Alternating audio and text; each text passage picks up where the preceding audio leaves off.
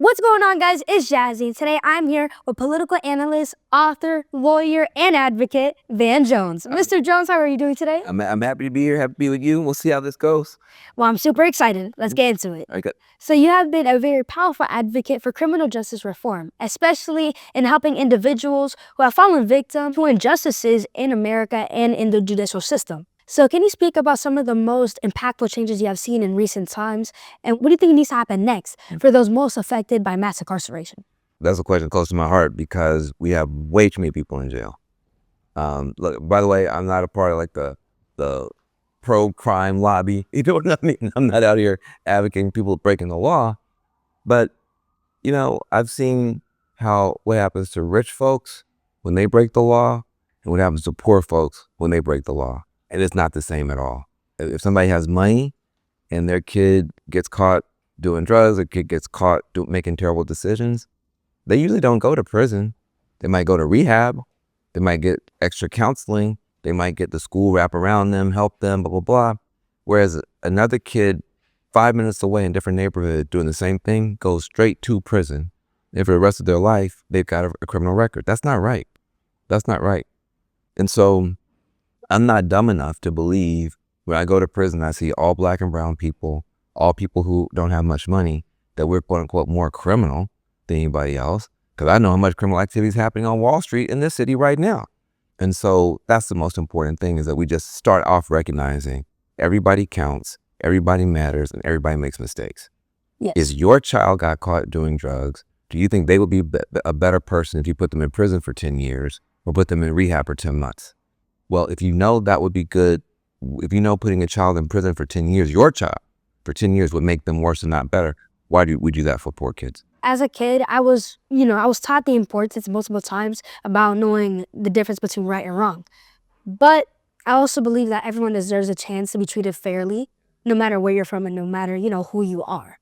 I'm really looking forward to all the changes that you are trying to make, and I already see some of the changes starting to happen. So really looking forward to seeing that, and it's going to help a lot of people. Yeah. And I know that for sure. I was very blessed to get a chance to work on the First Step Act, which is a law that Democrats and Republicans came together. Hakeem Jeffries on the left, Jared Kushner, Donald Trump on the right. And it let about 40,000 people come home from prison earlier than they should. Some would have never come home. Most of those people never got in trouble again. So the New York Times called the First Step Act the most substantial breakthrough in criminal justice in a generation. I got a chance to be a part of that. And when Donald Trump signed it, he handed me the pen in the Oval Office. You never thought somebody like me, a liberal Democrat, someone like Donald Trump, a Republican, get together on anything, but we got it done. And then the next year I helped Jay-Z and Meek Mill and Robert Smith and others create something called the Reform Alliance. Yes. And that's still working. Wow. Thank you. And I think that's what life is all about, helping each other, helping people go back to their families and have a second chance at living their life to the fullest. And you guys did that. Thank you. Well, you have been involved in efforts to bring AI training and tech opportunities to marginalized communities. Yes. Why are you so interested in bringing that AI technology and opportunity? And what disparities do you feel can hinder those who have limited resources and have lack of affordable devices to modern technology training? Part of the reason that I am so passionate about AI is artificial intelligence. People assume that when you bring in a new technology like artificial intelligence, it's going to wipe us out, that we're going to be left behind. It's going to be robots doing everything. It's going to be computer programs. Everybody's going to be knocked out. Maybe, or maybe rather than seeing it as a hand grenade, you could see it as a jetpack that could get you where you're going faster. How come they're only telling our communities to be scared of AI? How come they're only telling our communities it's going to be racist algorithms that, you should be afraid of? Other communities are teaching their kids how to use this stuff, and they're actually able to write faster. They're able to build little programs to help them save money. They don't have to hire lawyers now. They can have a lot of their legal work done by these different programs. And some of these programs are free. It's not like in the old days, the digital divide, you had to buy a big computer. It was hard to get internet access. Everything was expensive. You already have the device in your pocket right now. You might be watching this with a device in your pocket. So you already have the hardware. And the software, we're talking about ChatGPT or Suno or Gamma or these other programs, they're free to use. Now you can upgrade and spend some money, but they're free to use. I'm saying, hold on a second. I'm not going to be this easily tricked. Dr. Martin Luther King said we want equal protection from bad stuff. That's true. We don't want racist robots. That's true. But he said we also want equal opportunity and equal access to good stuff. There's some good stuff coming. Yes. And these are some of the most powerful, creative tools ever. Now look at your generation. You're the most creative generation ever. You're the most interesting, innovative. You move to this, to this, to this. If you take the most creative generation ever and give them the most powerful creative tools ever, you guys might come up with billion-dollar companies. You might solve cancer. You might get any number of things done. So I'm trying to make sure that you're inspired by these tools. And by the way, last thing I'll say is this. People tell me, why are you talking to Black and brown young people about artificial intelligence? What sense does that make? 99% of Black and brown young people don't know anything about artificial intelligence. I say, you know what, that's true. And guess what? 99% of white kids don't either. It's brand new. So this is called equality. Yeah. We are all equally ignorant about all this new stuff. It's the only equality I've ever seen. And so that's why I'm so passionate. I think you could use these tools to solve problems that haven't been solved, to start companies that haven't been started, to write music that's never been written, to do things that haven't been done. And I want you to be passionate about it and not afraid. Yes, and I feel like AI technology, especially because it's on the rise now, that everyone is starting to use it and really discover it, and it's starting to become more and more frequent in our, day-by-day lives. And soon enough, they're going to change the job market. I feel like we all have to assimilate to it. We all have to, try our best to at least try to go towards it, because it can be positive. And if you only think about the negatives, then you won't be able to think about the positives. Exactly. And you're defeating yourself before you even start. And Right. And I don't want you to assimilate to it. I want you to dominate it. Yes. I want you to dominate it the same way you dominate everything else.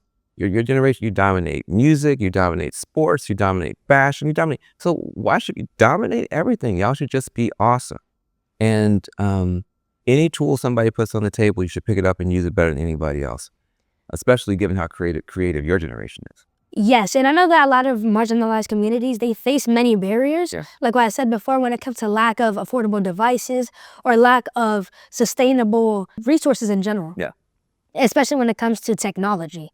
And I know that even during COVID, there was a lot of kids that didn't have devices to log on to any kind of software to do, school from home. Yeah. So I think that this is a chance for us to make sure that no one gets left behind. Yeah, that's true. And for people who can't get online easily, we have to be collectively working on that, making sure that if you can't get online at home, you can get online at a community center, you can get online at a library, Yes. get online at other places. We have to collectively work on that. But a lot of people already have the device. It's called your phone. Yes. A lot of people already can. If you can look at a TikTok video, you can use this software. If you can post something on Instagram, you can use this software. So some young people don't have access. A lot of people do, but they're using those phones as toys instead of tools. They're using those phones to consume rather than to create and rather to build. And so that's not a hardware problem. You have the phone. Right. That's not a software problem. You can get the stuff for free. It's a wetware problem. It's your brainware, the wetware problem of having the mindset that this is your biggest opportunity to leapfrog everybody, just to be the first person in your school, in your family, in your neighborhood who's an AI master. Become an AI master. You can become an AI master by Easter, because most people don't know anything about it. So you can go from nowhere to the center of this whole conversation in 3 months if you put your mind to it. There are YouTube videos about it. You can go on Reddit and learn about it. And you'll be shocked, just the first week, how far ahead of everybody you can become. Yes, and thank you for that insight. And, like you said, we have to dominate everything that we do. Absolutely. Be the best. Why is it so important for the next generation to familiarize themselves with AI initiatives? And what do you think needs to change to make the opportunities equal for everyone? I don't think anybody is going to come and make anything easy for you. You know, in the old days, we would have to go and march and protest and get beat up and have hoses, fire hoses put on us and dogs put on us, and then try to vote and get beat up to make a change. You don't have to do that. The stuff I'm talking about, like I said, it's free. Right. It's like it's free and you can put it on your phone. It's about creating your own club of your peers. You know, get 1, 2, 3 peers and say, let's do this together. If they don't want to do it, do it yourself. But even 2 people. I think when you start showing up and people are looking at your stuff you're posting and it looks amazing, people are looking at the stuff you're doing and it's looking, what they doing? Make it trendy. You have so much, your generation has so much more power than a senator, so much more power than a corporate CEO, because you can make stuff trendy. If it becomes the most trendy thing among Black and brown youth to be AI masters, you can't even talk to me if you're not an AI master. The same way with fashion, the same way with dance moves or whatever. You'll change history. You could change history this year because nobody, when they start building these tools, you know what they're thinking about? They're thinking about the Pentagon and how they could have wars. They're thinking about how they could, put this country out of business, how they could put this industry out of business. They weren't thinking about you. So you can sneak up on them, grab all that stuff and use it to make the world that you want this year. You don't have to wait. Yes, and it's all about awareness and having the resources is definitely crucial for individuals to really dominate these AI opportunities and really be able to create their own opportunities as well, because no one's going to create it for you. Exactly. You have to do everything yourself. That's I- the point of being independent. I see AI as reparation. People keep talking about reparations, like the government's going to come and give us something. The government's not going to give us nothing. But the government put the money on the table to create all these new technologies, and then they put the technologies on the table anybody can grab them. That's our reparations right there. All we ever wanted was an equal shot. Yes. Your generation has an equal shot. The Black kids don't know, the brown kids don't know, and the white kids don't know. And they're mostly wasting their time on nonsense. So your generation can grab this stuff, make it trendy to be an AI master, and then that's your reparations right there. They'll be coming to you asking for a job. That's what you want. That's real reparations. Yes. So use the resources that are there for you. Absolutely. Thank you. Well, so what do you feel is the biggest gap and deficiency between the younger generation and the older generation, that may keep us disconnected from unity and development? We're not used to having people so much younger than us knowing so much more than we know. When we grew up, the old people knew a lot and the young people didn't know very much. Now we're in a situation where you're talking about Twitch and all these gaming platforms and different YouTubers, stuff like that. We're not in the know as the older generation. And so the opportunity for us to learn from the younger generation. Ordinarily, in the old days, I'd have been interviewing you, right? I ain't a CNN guy, right? But in this new world, I'm honored to be interviewed by you, right? So that just lets you know right now things are starting to change. I think the younger people need to also, of course, respect that nothing is really that new. Like, you guys act like racism just occurred today or sexism just happened yesterday. This stuff's been going on for a long time. Certain things work a little bit better than others when you're trying to deal with it. And so I think respecting what we've been through, respecting what we've learned, we recognize it's out of date. We recognize it's not perfect. We recognize we didn't get it all done, but we tried. You know what I mean? We did our best. We want to feel respected for that. We want to feel like people want to hear our stories. When you get older, that's all you have is your stories. Right. And so we want to feel like you guys can listen to us or whatever. At the same time, you guys are creating culture at a clip that we really can't even keep up with. And so we have to be humble enough to sit down and ask you questions and learn from you. Yes, and I think that that's something that goes hand in hand, because not only do you guys have to ask us questions, but we have to ask you guys questions. Because in the end, it's not really a generational thing. It's just about the individual. Yeah. Because everyone is a very unique individual, and they should be able to, if they want to learn about something, ask either one of their peers or someone who already went through that experience, no matter what generation they were part of. Yeah, I think that's right. But also, you guys are having experiences that we didn't have. Yes, and then we can teach each other and find that common ground. And I feel like it's true that there is a big gap between all generations. And I think that's what creates so many misunderstandings. And, it's mostly about different things that we're all learning through our own experiences. But in the end, we're all people and we're all individuals. So it doesn't really matter about generations. Yeah. As long as we come together and, in unity. I agree with that. We have experiences that you haven't had, but also when we grew up, we didn't have social media. Yes. So the idea of cyberbullying and this type of stuff, and I didn't go through that. You guys are going through experiences we never went through. And so we can't sit here and say, well, we know this, and back in my day, we have to really listen to y'all and say, now what's happening and what is this? And then we got to go among ourselves and say, how can we help? As opposed to these kids aren't this and these kids aren't that. And look, if I had to go through what you guys have to go through, I might not have made it. So, that's why I like what you're saying. It's like individuals learning from each other, individuals talking to each other. That's the only way. Yes. And I wanted to know, what do you think is the most important thing that younger people can learn from past generations? Not only Gen X, not only millennials, but past ones, everyone. Resilience, toughness. Yes. Like, people be fainting and falling out and crying and talking about, Yeah. and it's like, do you know what people went through? Like, nobody put any dogs on you today. Nobody put any fire hoses on you today. Nobody called you the N-word today. Nobody lynched your relative today. Our people went through that and still had to get up and still be excellent, get up and go to school, get up and go to church, get up and go to work, get up and go to the family reunion, find a way to celebrate, sing, dance, enjoy life, and keep on pushing. And so no matter what is happening in your life, I guarantee you, your grandmother went through way worse. Your grandmother went through worse. And she somehow kept her head up and she made it through. So the main thing I think is like, look, I understand we need to take emotional health and mental health and bullying and triggers and safe spaces. Y'all can take that stuff too far. Look, the world ain't here to be a teddy bear for you. Yes. All right, they didn't set this thing up for you to have a happy day every day. Nobody's had a happy day every day for 10,000 years. Why should it start with you?